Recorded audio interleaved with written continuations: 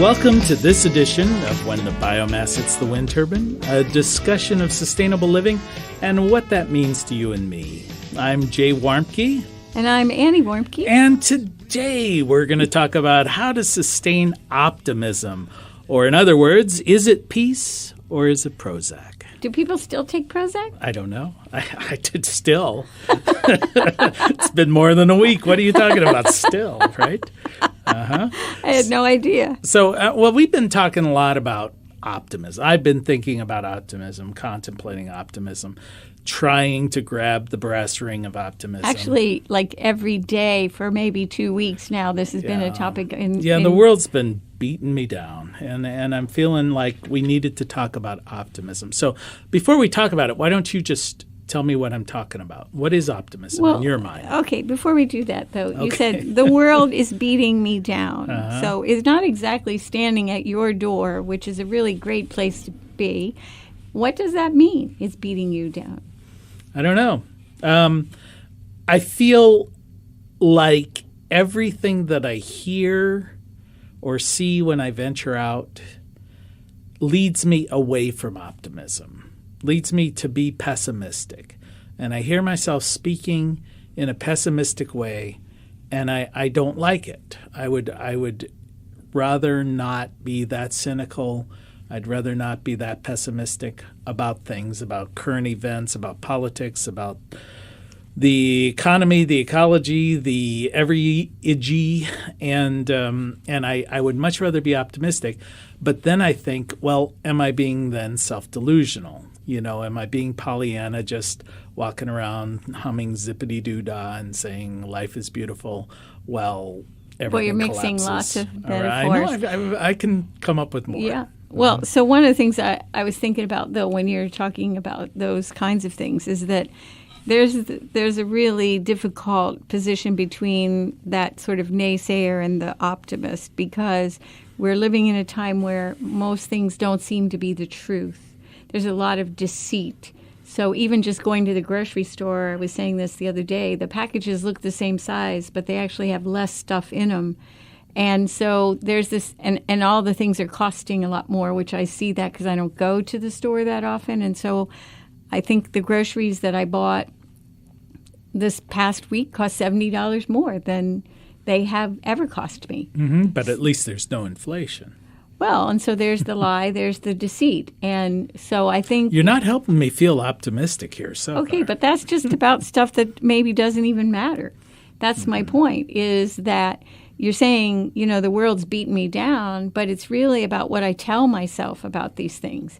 So I make choices about what I tell myself. So when I talk about let's be optimistic about something, I think we have to know the facts as much as we can in order to say, I'm going to choose to have optimism. I'm going to choose to say, I want to say the glass is half full instead of half empty.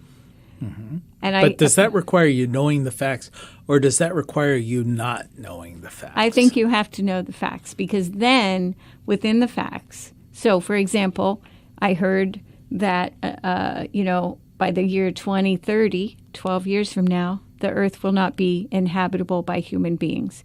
So there's this instant like, whoa, but if I say, wait a minute, I don't know if that's true or not, but I know there's a problem. And where within that problem are opportunities? Where are there times when each day I'm focused on what I need to accomplish to make the world more sustainable and better? And also to educate myself about how I use things and don't use things. So it's a lot of opportunity, and that's where the optimism comes in. Mm-hmm. It isn't just about, oh my gosh, it's the end of the world. And yes, we say that all the time, but we say it's the end of the world as we know it, and thank God, because we're tired of the way things are. And that happened long before anybody started pointing to climate change or saying we're all going to die in 12 years or whatever.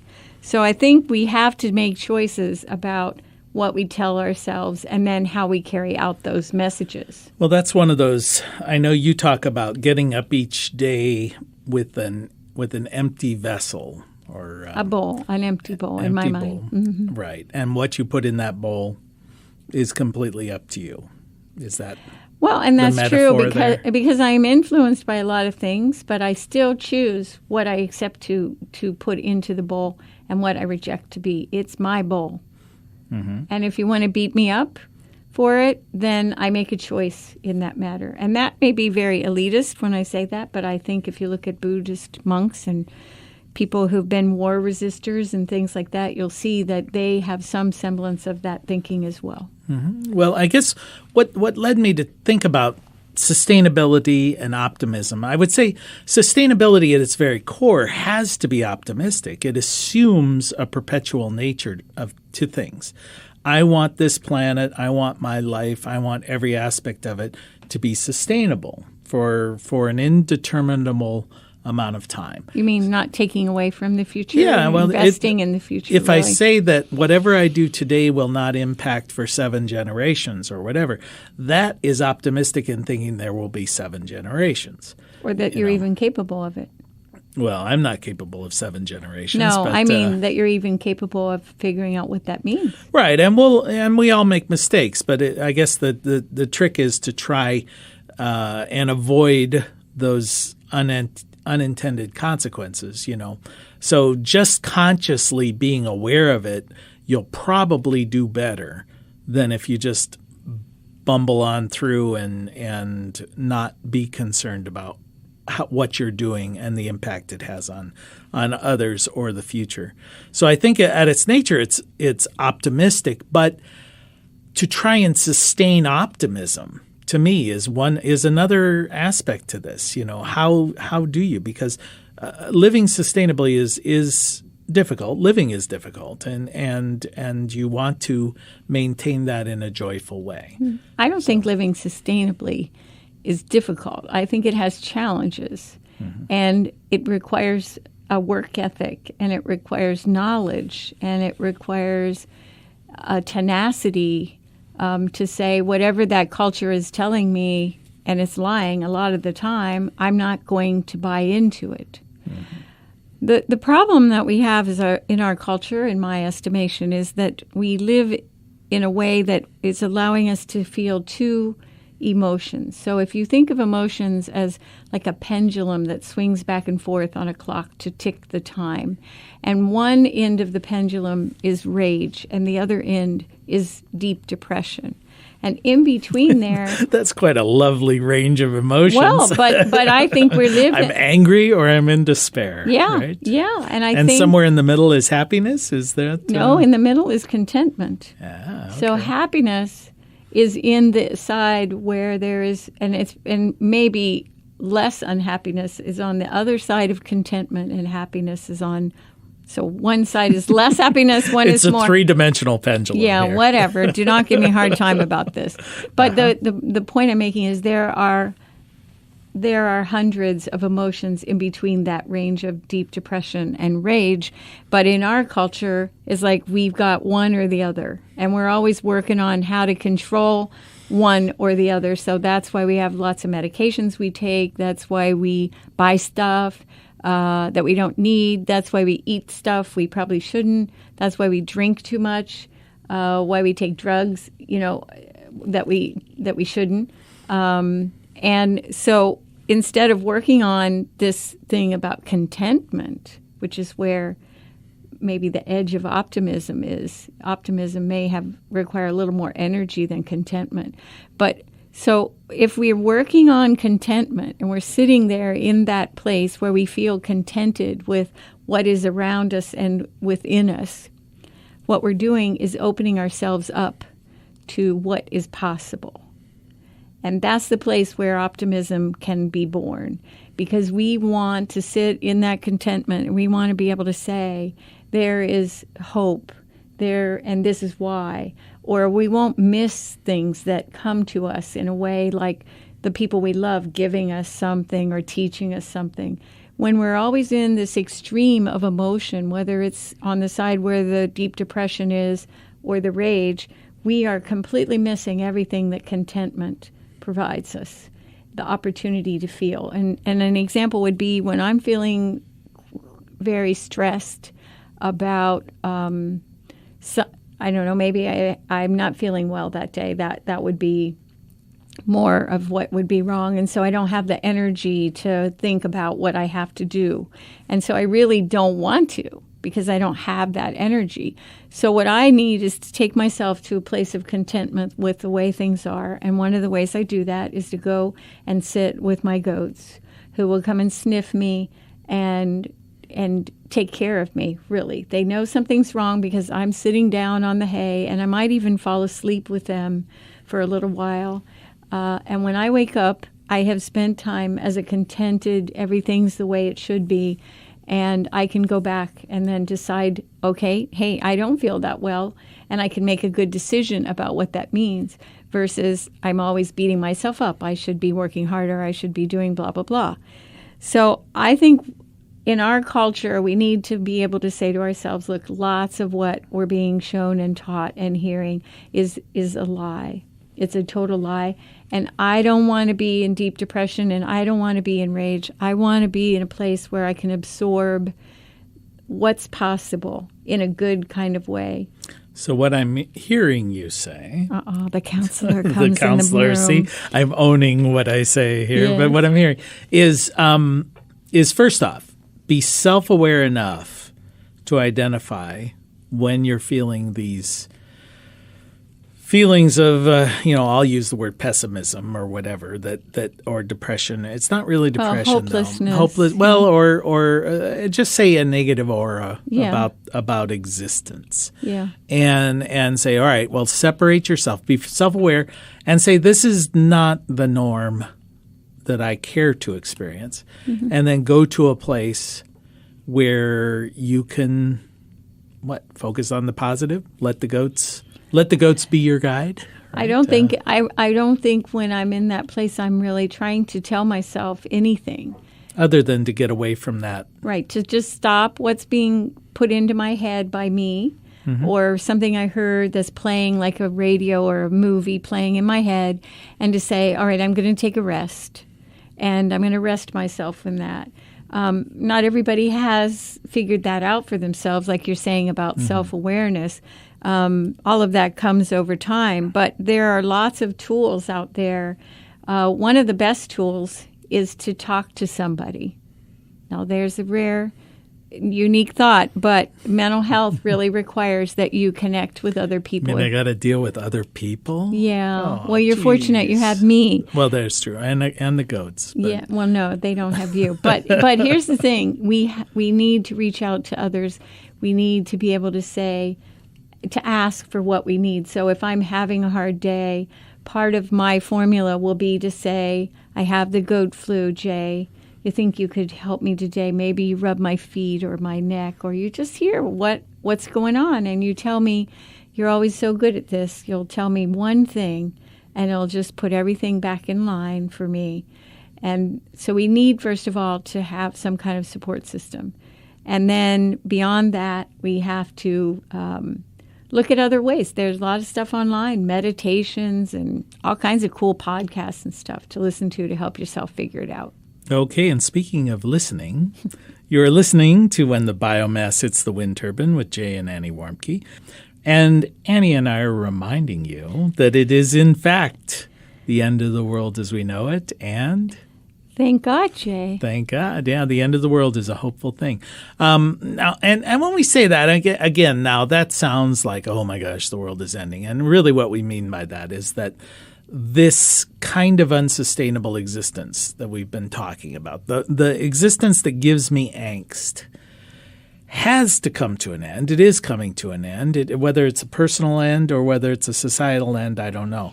But I think when I feel at my most discombobulated or cattywampusness or whatever, turned at a slight angle to the angle of which I wish to be turned. It's usually because I've been interacting with the world as we know it. Watching television, that's your... Well, if I go out somewhere, yes. Yeah. I mean, that's one of the rules of Blue Rock Station is no television, which has probably kept my sanity more than yours. But But I find where a lot of my angst comes from is not necessarily the events that are happening that the politicians are doing or that other folks are doing, the commercial interests, because I expect nothing better of them. But what really gets me is that people believe it and accept it, and that irritates me. You know, it's like when somebody is standing there on a podium spouting the silliest of all sillinesses, and I think there's half this country that believes that nonsense. And that's frustrating. That's irritating, and it makes me not hopeful. Not hopeful that 50% of our population can be that foolish. And it doesn't matter what they believe as long as they're believing something I don't believe in. They're foolish. So it's by definition they're foolish if they don't agree with me. Well, I was thinking, why are you settling for such a low percentage? In your mind, it would be more like 90%. So then that gets me into this thing of, okay, well then I don't want to listen to it. When I don't listen to it, it makes me feel better. But am I then ignoring and becoming further disconnected from it and not informed on what's going on in the world? But then if I want to be informed, so there's this constant like schizophrenic dialogue going on in my head. And I don't think I'm the only one. No, but I also think that one of the things that really works on you in particular, and probably lots of people, is to interact with people that you care about who seem to be really lost in the culture. I think that, you know, there's always this sense when you come home, you got to touch base and you need a lot more hugs. And I find that to be true for myself. I'm fortunate in that most of the time when I'm out and about, I'm doing consulting with people who share a lot of my values, or I'm just going to the store to get something, or I'm spending time with people that really do have some really good mental health and aren't buying into the lies.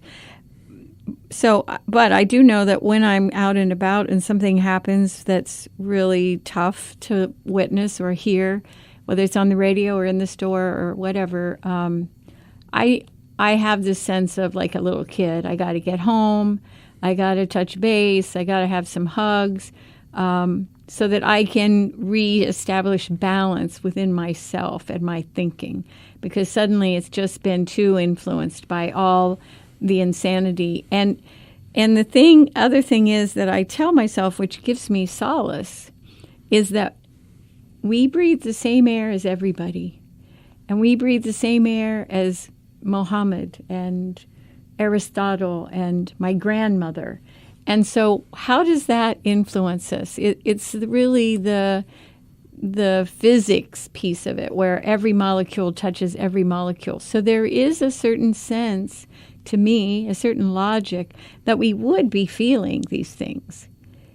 And it's not because we're being neurotic or mentally ill or whatever. It's just that it's there. We're breathing the air that person that just has spouted out and spit out hate, we're breathing their air. And those molecules are coming at us. So what do we do about it? Well, deciding that you want to live more simply, deciding that you're not going to listen, sometimes that's good. It's a vacation. Other times people are so willing to tell me what's going on in the world that I feel like most of the time I don't really need to. I don't know when I've really heard the radio much lately, and I certainly haven't seen television for quite a long time, but I know what's going on. And that's because people share that information with me. And then I can decide what I want to do with that or how I incorporate that into my thinking or my breathing. So I know I want to breathe the same air as you.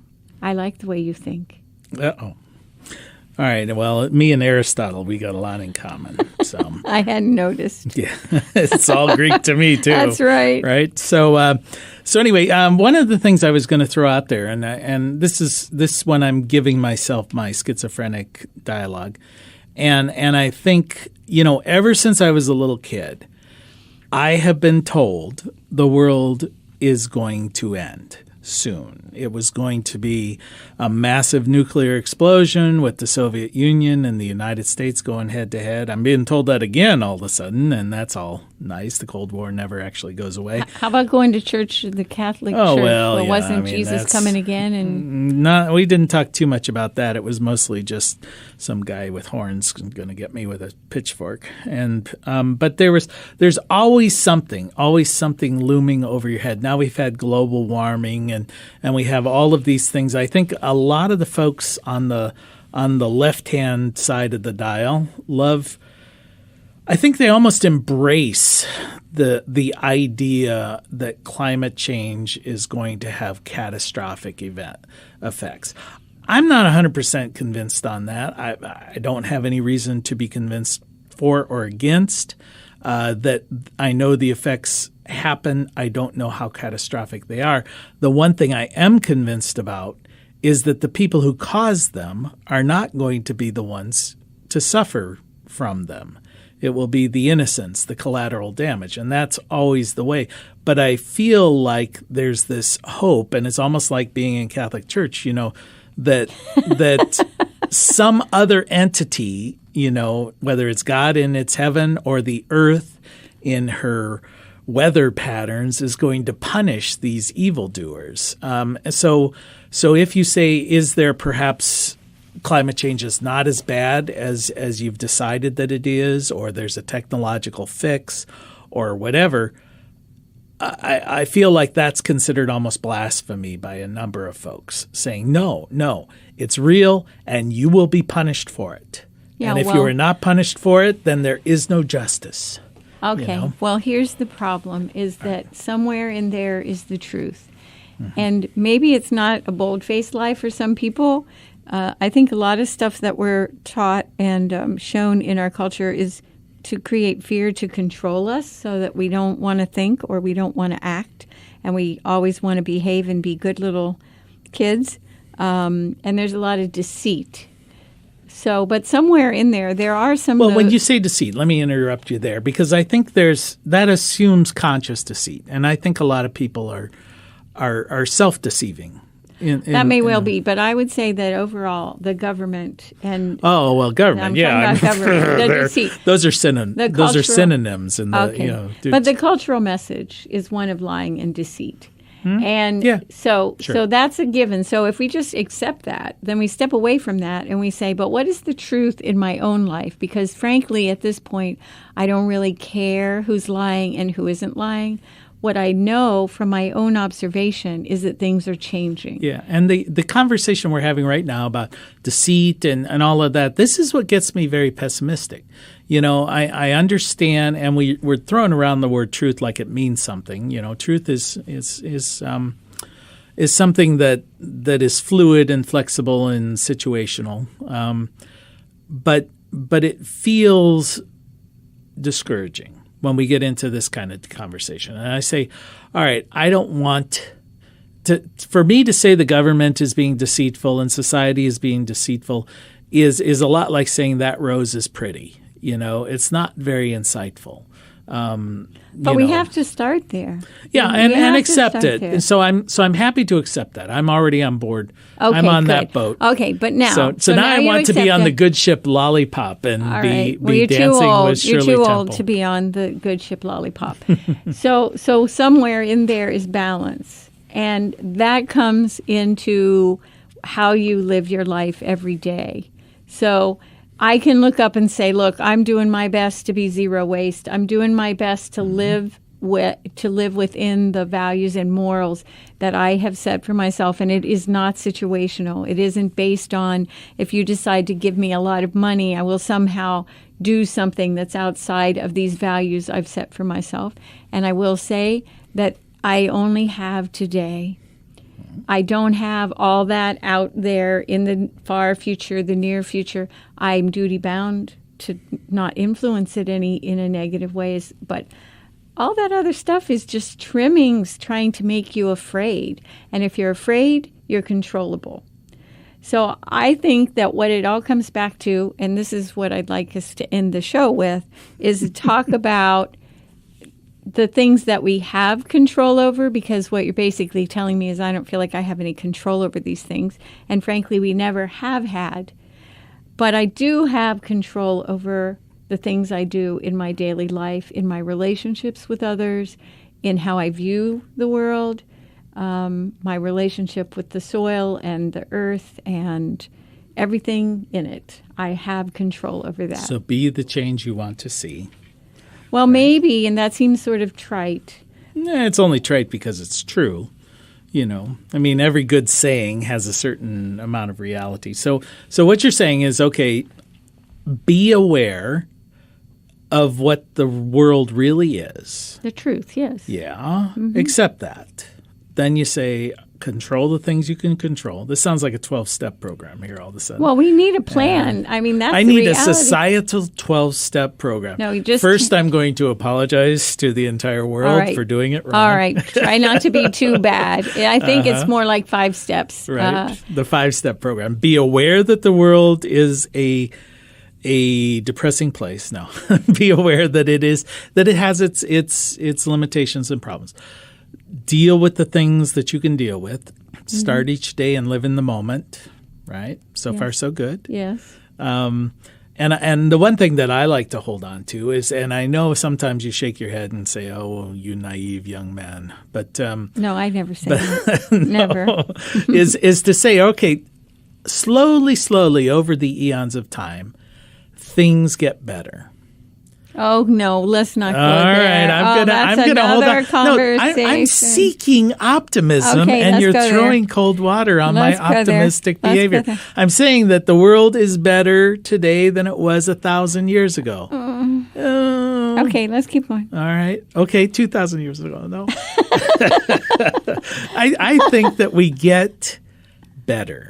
Wait, let's go back to the 5-step. It's very comfortable. Okay, I'm saying technology has made our world better. And wait, what's the steps? You said 2 steps, and then you got stuck on this one. What is this? I've forgotten my steps already. You're just determined to be in. But this was one of my steps. That every day in every way we're getting better and better. Okay. And what would the next one be? Because I don't want to get mired down in that one. I don't know any other trite sayings to make me feel better. Well, I really think that another thing is that we have to have relationships with real people. And we have to talk about these things. And we have to help each other come up with solutions, if nothing else, but just to say, I've got your back. And I'm your friend. And if you have a problem, I'm here for you. Okay. So I guess the road to optimism is to be optimistic. And to sustain that optimism, you need to marry Annie. Isn't that sweet? And we'll end with that, okay? You've been listening to When the Biomass Hits the Wind Turbine with Jay and Annie Warmke. Thank you for spending just a bit of time with us optimistically. And as your grandmother probably told you, the secret to a happy and sustainable life is? Tell yourself the truth. Play nice with others. Clean up your own mess. And Jay, you better eat your vegetables because they might not be there next year. You're too optimistic. Till next time. Mother Earth will sing and her children will be healed. Come on, see the morning glory blossom in the night. Know the stars are dancing in twilight. Soon we'll be together. All will be revealed. Mother Earth will sing and her children will be healed.